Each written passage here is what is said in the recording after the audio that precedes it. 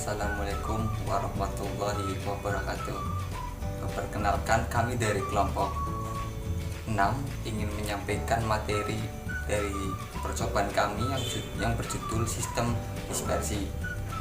Tujuan dilakukan percobaan ini yaitu mengetahui efek tindal dari sistem koloid. Di sini saya akan menjelaskan tentang definisi, sifat, contoh, dan penerapan koloid. Yang pertama adalah pengertian koloid adalah campuran hidrogen dari dua zat atau lebih, di mana partikel-partikel zat antara 1 sampai 1000 nm terdispersi atau tersebar merata dalam medium zat lain. Zat yang terdispersi sebagai partikel disebut fase terdispersi, sedangkan zat yang menjadi medium mendispersikan partikel yang disebut medium pendispersi. Selanjutnya yaitu sifat koloid meliputi efek tindal, gerak Brown, elektroforesis, adsorpsi, dan keagulasi.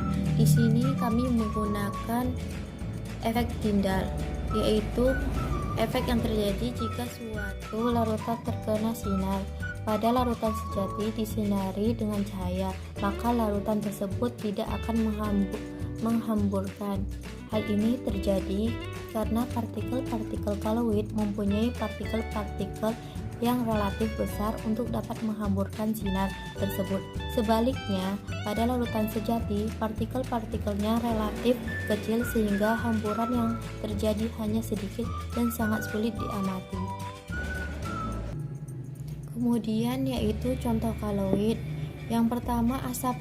Asap merupakan koloid jenis aerosol padat. Susu merupakan koloid jenis emulsi, dan kabut merupakan koloid jenis aerosol. Penggunaan koloid dalam bidang farmasi meliputi penggunaan koloid perak yang terdapat dalam obat tetes mata yang berguna untuk membunuh mikroorganisme. Kemudian penggunaan plasma protein yang dapat membuat obat terikat dalam darah. Dan koloid juga digunakan dalam sediaan berbentuk salep dan kering. Di sini saya akan menyebutkan alat dan bahan yang akan digunakan pada praktikum kali ini. Alat yang digunakan ada beaker glass atau bisa menggunakan gelas biasa, kemudian ada batang pengaduk atau bisa menggunakan sendok, dan juga lampu senter atau bisa menggunakan lampu flash.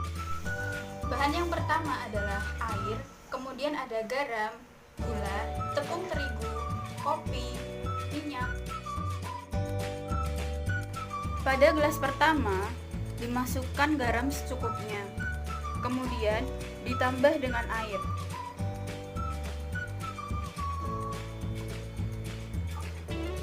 Kurang lebih 150 ml, dan kemudian diaduk sampai rata.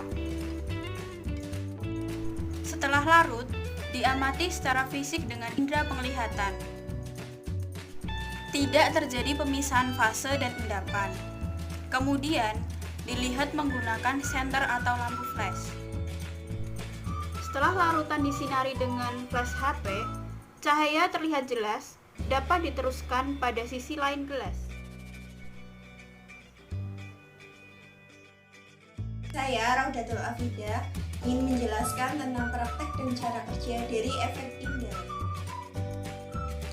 Selanjutnya yaitu saya akan memperhatikan larutan. Di sini ada gelas yang sudah ditambahkan dengan gula, lalu ditambah dengan air.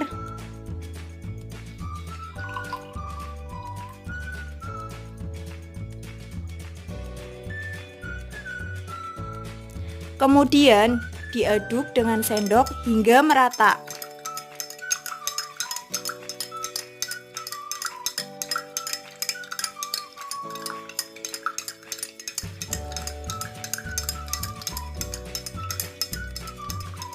Cahaya terlihat jelas, dapat diteruskan ke sisi lain gelas. Efek tindal yang ditunjukkan di sisi tidak tampak. Ini merupakan sifat dari larutan. Pada percobaan yang kedua, dilakukan memasukkan tepung terigu ke dalam gelas secukupnya.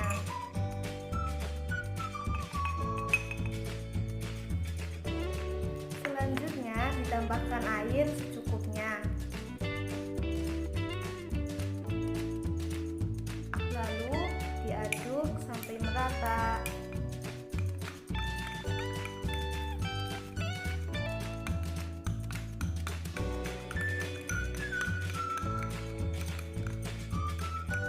Pengamatan secara fisik dengan indera penglihatan. Tampak terlihat nyata yang terdiri dari dua fase heterogen yang terpisah secara perlahan dan tampak tidak stabil. Kemudian diamati menggunakan senter. Setelah larutan diamati menggunakan senter, cahaya tidak dapat dilewatkan pada sisi lain gelas, dan ini merupakan ciri dari suspensi. Selanjutnya, dilakukan percobaan dengan menggunakan bubuk kopi dan air. Pertama-tama, disiapkan gelas berisi air dan kopi secukupnya. Setelah itu, dimasukkan kopi ke dalam gelas berisi air.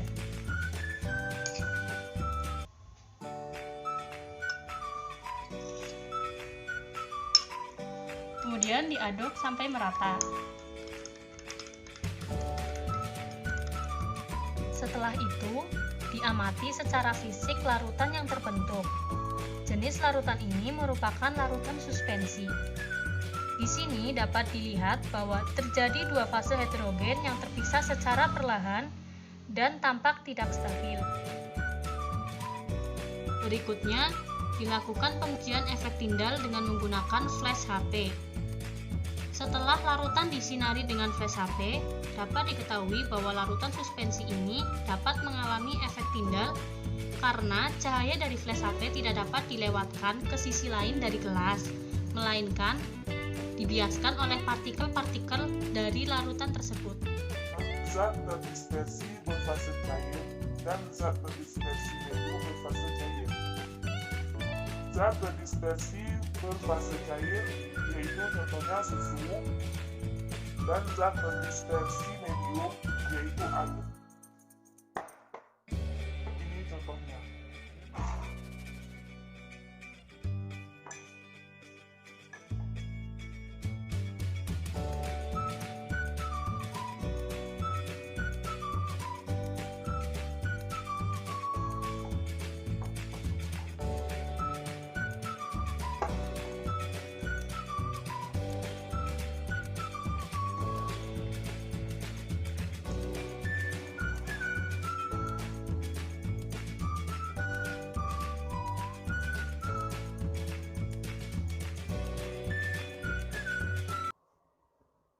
Jadi kesimpulannya, susu merupakan fase terdispersi atau zat terlarut, dan air merupakan fase pendispersi atau zat pelarut, sehingga terbentuk jenis koloid emulsi cair. Dimasukkan minyak secukupnya, kemudian ditambahkan dengan air,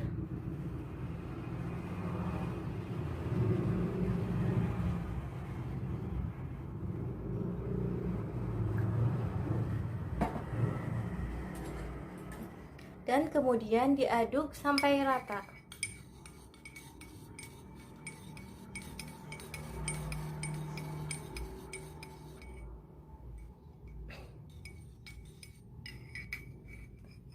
Setelah itu, diamati dengan indera penglihatan.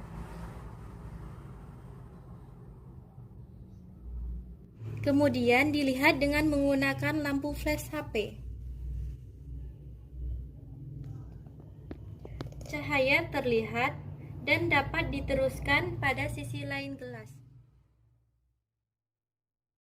Di sini saya akan menjelaskan tentang pembahasan pada praktikum farmasi fisika yang kelima ini dengan tema sifat koloid efek tindal yang memiliki tujuan untuk membedakan sistem koloid dan larutan berdasarkan efek tindal.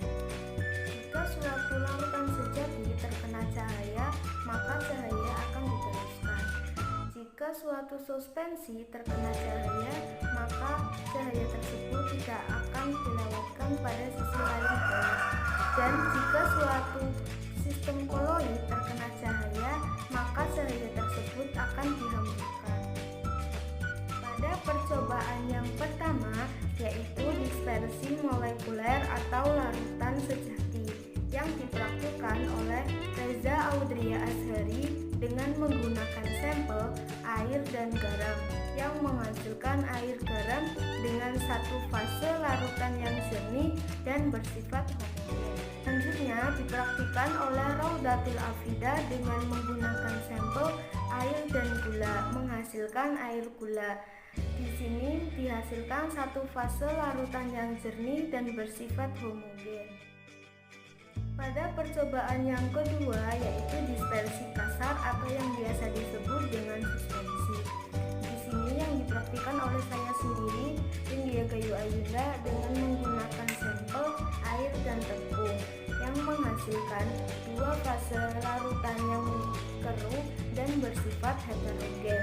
Selanjutnya dipraktikkan oleh Ria Putri Larasati dengan menggunakan sampel air dan kopi, yang menghasilkan dua fase larutan yang keruh dan bersifat heterogen.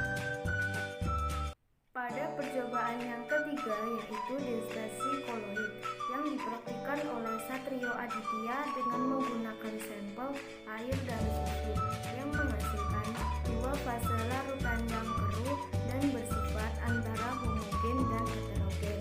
Selanjutnya dipraktikkan oleh Sinta Dwita dengan menggunakan sampel air dan minyak, yang menghasilkan dua fase larutan yang keruh dan bersifat antara homogen dan Jadi, dari praktikum yang telah dilakukan, dapat disimpulkan bahwa efek tindal tidak terjadi pada larutan gula dan larutan garam atau larutan sejati. Karena pada saat larutan disinari dengan flash HP, cahaya dari flash HP akan diteruskan ke bagian lain gelas. Sedangkan pada larutan